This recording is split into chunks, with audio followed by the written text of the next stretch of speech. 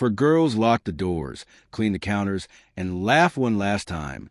Hours later, their bodies were found stacked, burned in silence inside a yogurt shop. No alarms, no witnesses. And the killer? Still out there. For over 30 years, the truth has been buried in ash. But what if we've been looking in the wrong place all along? Watch until the end, because someone knows what really happened that night.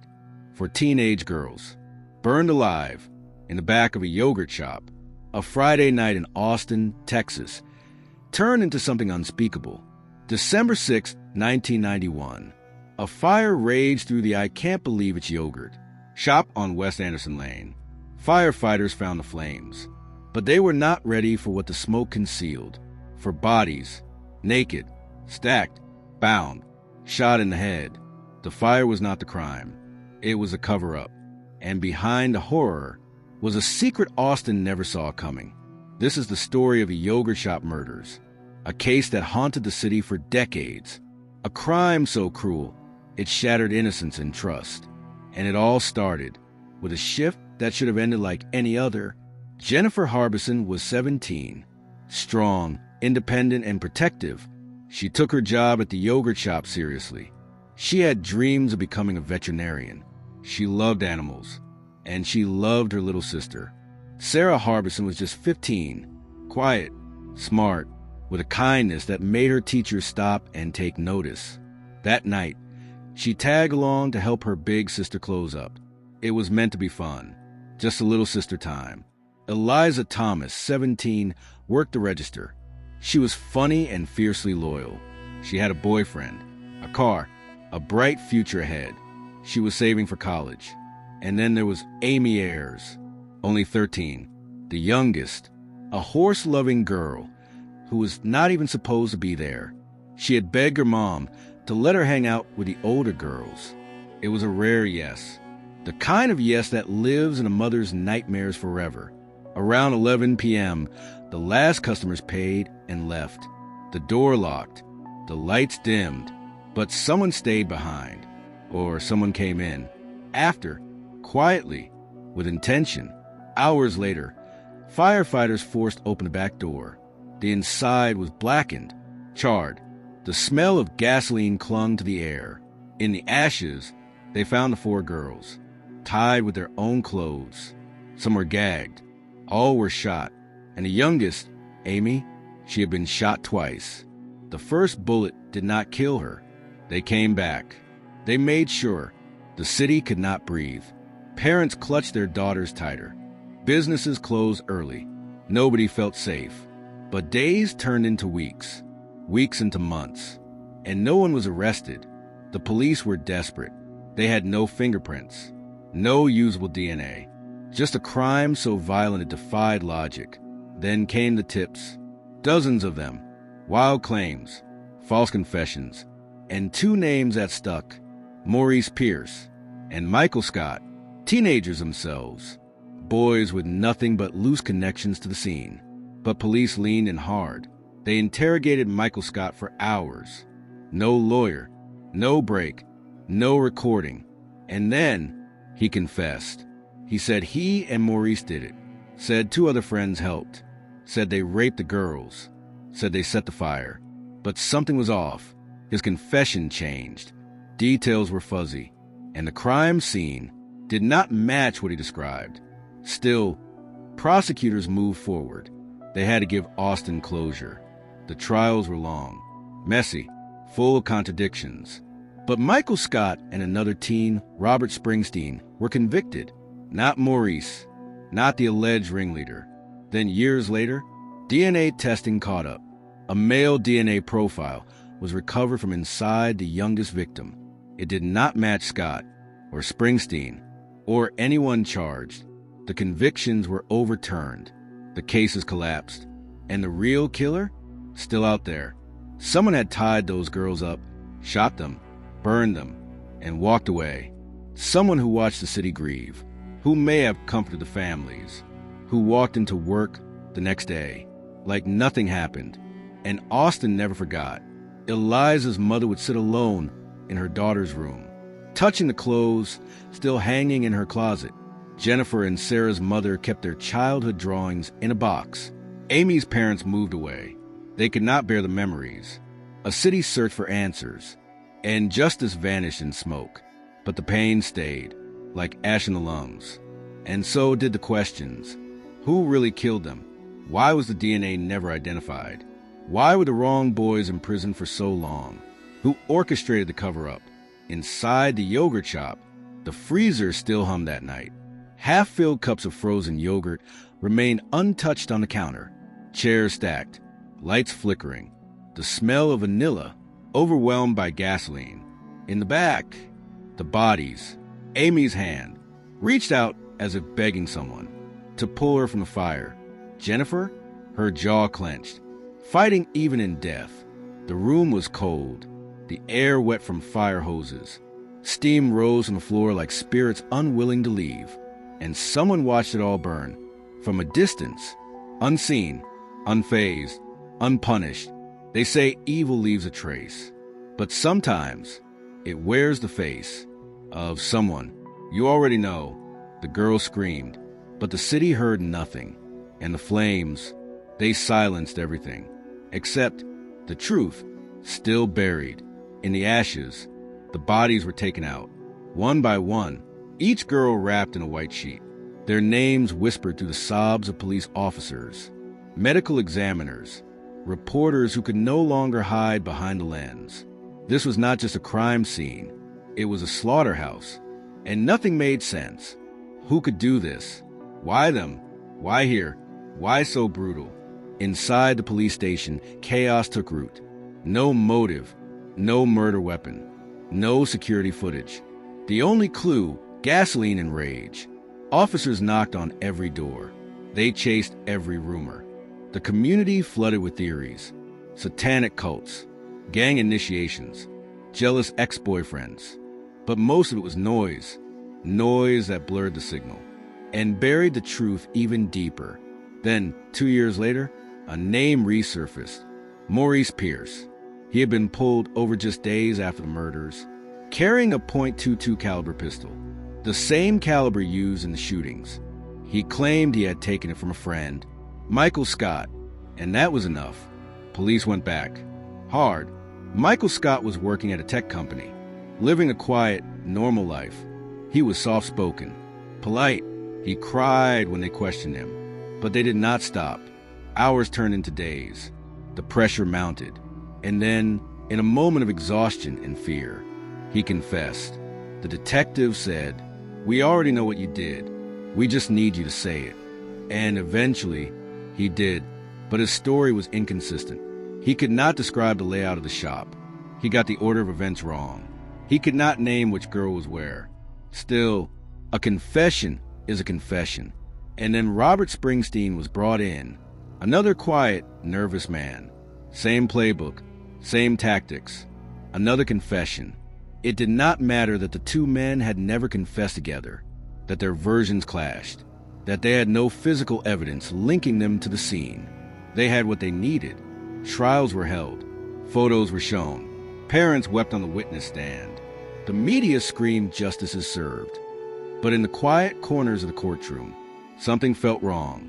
The lead detective, Paul Johnson, had a reputation for pushing too hard, for twisting words.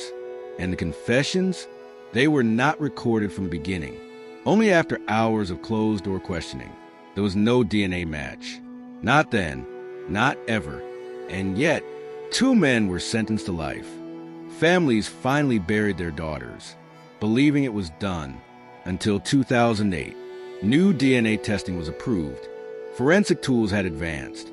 Technology had sharpened. They tested again. This time, they found something. A male DNA profile, collected from inside the youngest victim, Amy Ayers. And it was not Scott.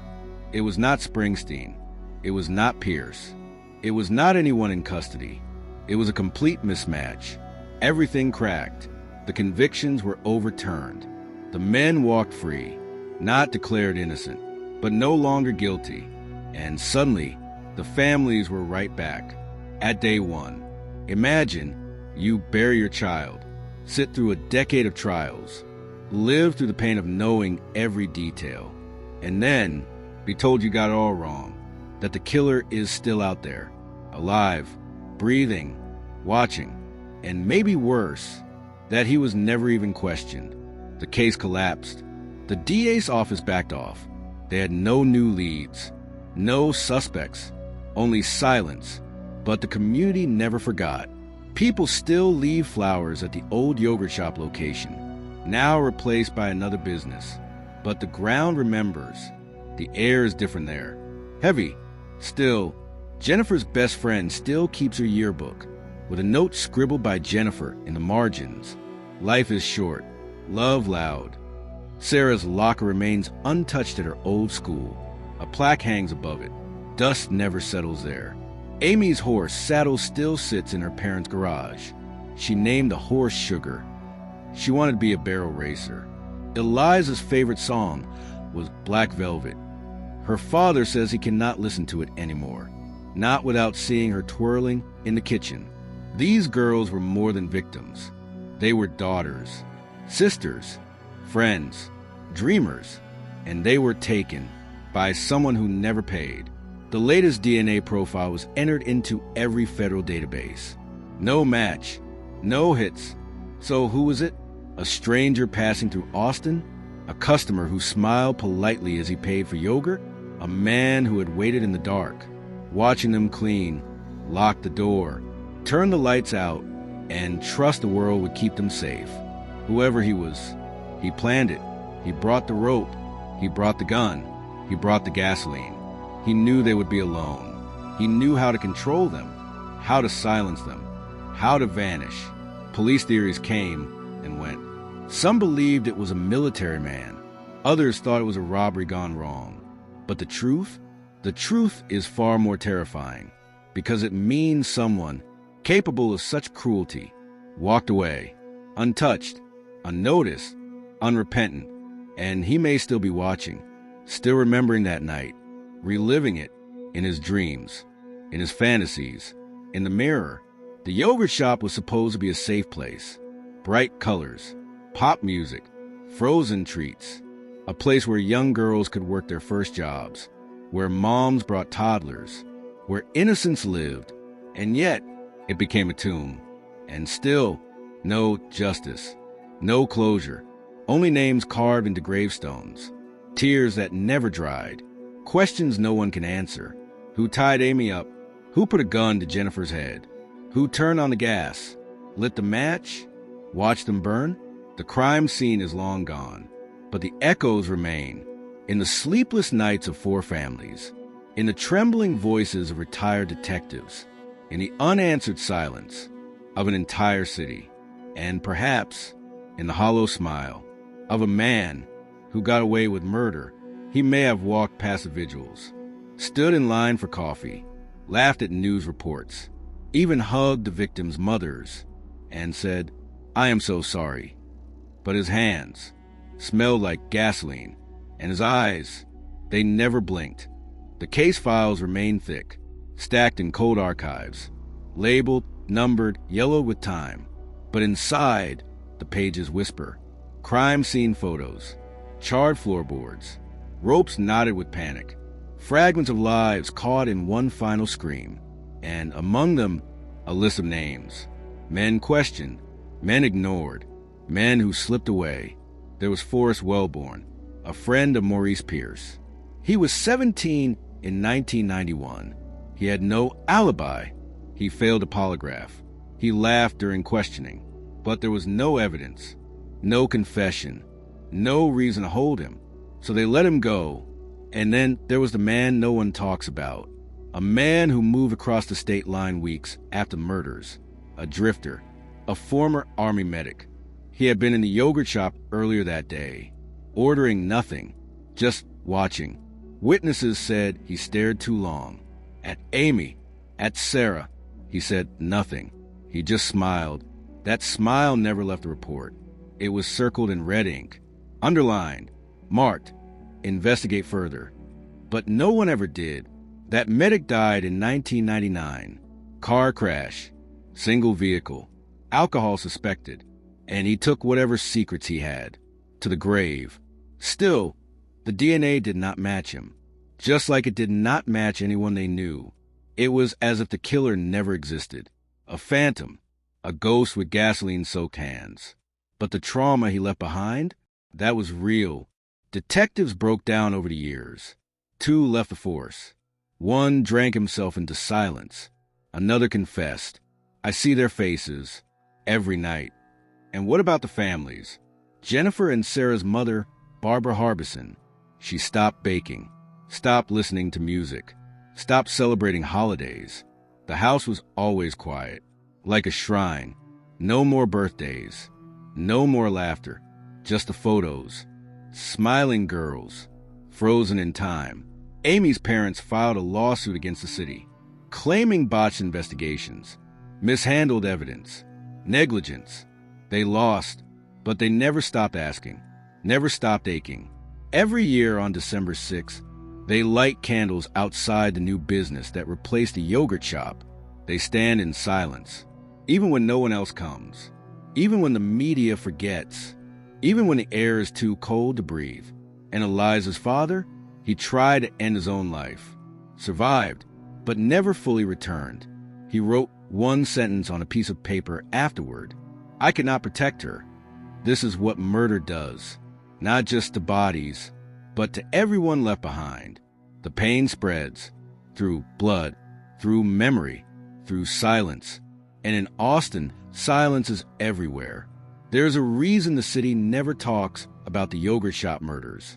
Not in schools, not in history books, not even in police training. Because it hurts, because it failed, because it still bleeds. In 2016, a new detective reopened the file. Quietly, privately, he refused to do interviews. He ordered another DNA test. Advanced, highly sensitive, for trace skin cells, sweat, hair follicles. It produced a partial match. But not enough. Not enough for a warrant. Not enough for a name. Just a shadow. A man from somewhere, still breathing. A man who may have children, a job, a family of his own. A man living as if he did not set 4 girls on fire. The detective, he knows this man exists. He sees his outline. He feels his presence. But law needs proof, not suspicion. And so the killer remains a rumor. But every now and then, he hears the match strike in his dreams, smells the fire, sees the girls again, the ropes, the blood, the wide, unblinking eyes. And he wakes up, alive, while they remain ashes. There's a reason this story never ends. Because justice never came. And because somewhere out there, the killer walks. He may stand in line behind you. He may pump gas next to you. He may hold the door open, smile politely, and you will never know. But Jennifer knew, in her final moments, she knew this was not random, that someone had chosen them, that someone had come prepared. Eliza felt it too. She tried to run. There were drag marks, fingernail scrapes on the floor. Sarah, they found her curled beside her sister, still holding her hand. And Amy, she fought, kicked, screamed. She was still alive when the fire started, still breathing, still burning. The last sound inside that yogurt shop was not the fire alarm. It was a child scream, then silence, and no one came. No one stopped it. And now, years later, the killer may be watching this documentary. Right now, right here, looking at this screen, smirking, remembering, knowing he got away with it, knowing you will never prove it because he left no trace, only terror and flame. There are places in the city that never truly heal. The corner of West Anderson Lane and Burnett Road looks ordinary. Cars pass, people shop, teenagers gather, but the ground beneath their feet remembers everything. For girls, ropes, bullets, flames, and a city that turned its face because it could not bear the truth. This was not just a failure. It was a betrayal by a system that wanted resolution more than it wanted justice, by men who forced confessions, instead of finding the truth by silence that protected a predator still breathing among us. The yogurt shop murders were not solved. They were buried, but the truth, it has a way of resurfacing. In 2019, a private investigator contacted the families. She was not with the city, not with law enforcement, just a mother. She had read the case files, every one, over 10,000 pages, and she saw something. A man never charged, never questioned after 1992, yet his name appeared 4 times. He was seen at the yogurt shop the day before. He had a history of sexual violence. He was familiar with flammable accelerants. And most hauntingly, he had access to a .22 caliber pistol. But no one followed the lead, because back then, he was considered too clean. His father was a police officer. That was enough. No one asked him for DNA. No one knocked on his door. No one made him sit under fluorescent lights and answer for where he was. At 11:47 p.m., on December 6, 1991, that man is still alive, now in his 50s. He lives in another state. He has a family, a job, a past that no one questions. The private investigator tried. She filed requests. She sent letters. She asked for a new DNA sample. But unless he volunteers it, no one can force him, because this case is cold, legally, technically, but not emotionally. Not to the mothers who lost their daughters, not to the sisters who grew up with empty bedrooms across the hall, not to the boys who were wrongfully imprisoned while the real killer aged peacefully in the sun, and not to the detective who opens that file every December and stares at the same evidence that no longer screams, only whispers. But here is what we know. This was not a random crime. The shop had no money stolen. Nothing was taken, only innocence. It was someone who knew the layout, someone who knew how long the girls would be alone, someone who knew how to control them. The ropes were tied with precision, the clothes removed with deliberation, the bullets fired with intent, not panic, not impulse, but control. And the gasoline, it was poured with purpose, to burn away DNA, to destroy the story, to erase everything. But he did not succeed, because the fire did not cleanse. It preserved, in memory, in outrage, in grief. Jennifer, Sarah, Eliza, Amy, they are not forgotten. Not in Austin, not in this country, not among the millions who now know their names. Their story still burns. And maybe that is what the killer fears most. Not a knock at the door, not the flash of handcuffs, but the sound of their names refusing to disappear. Because every time we say them, we deny him silence, we deny him peace. And maybe one day, that name, the one in the file, the one circled in ink, the one protected for decades, maybe that name will finally be spoken aloud. And when it is, the fire will no longer consume the victims. It will consume the truth. And this time, it will not go out. Sometimes, evil leaves behind no fingerprints, only absence, only silence. For girls entered a small yogurt shop on a Friday night. They never left, not as they were, not as they should have. Jennifer, the big sister, the protector, her arms wrapped around Sarah in death, just as they had been in life. Sarah, the soft soul, 15 years old. She followed her sister to work because she trusted the world. Eliza, steady, responsible, joyful. A 17-year-old saving for college and laughing in the face of growing up. And Amy, just 13. The tag-along, the youngest, still clinging to the edges of childhood. They are not statistics, not just victims. They were daughters. They were loved. They mattered. And for over 3 decades, the people who loved them have waited, grieved, demanded answers. But time does not heal everything. Not when the truth remains hidden. Not when the name of the killer is still whispered, not spoken. Still, the community remembers. A sidewalk plaque, a photo taped to a lamppost every December, for candles lit by trembling hands. And hope, however fragile, still burns, not because we believe in perfect justice, but because they deserve to be seen. They deserve not to be forgotten. And because someone, somewhere, knows what happened that night. Maybe it was a friend who saw something, heard something, and stayed quiet. Maybe it is the killer himself, now older, now slower, still waking up in the dark, haunted by the scent of smoke he once called victory. Maybe he thinks it is over, that the world has moved on. But this story is not done. Not while mothers still cry, not while fathers still blame themselves, not while sisters grow old, with no one beside them. Closure is not the sound of a gavel. It is not a name behind bars. Closure is remembering, telling the story again and again, until the silence breaks, until someone listens, until someone speaks, until someone finally says, "I know who did it." And when that moment comes, whether in a courtroom, a deathbed confession, or a whispered tip, it will not bring them back, but it will bring them peace. Because the girls in the yogurt shop deserve more than tragedy. They deserve truth. They deserve light. They deserve to be heard.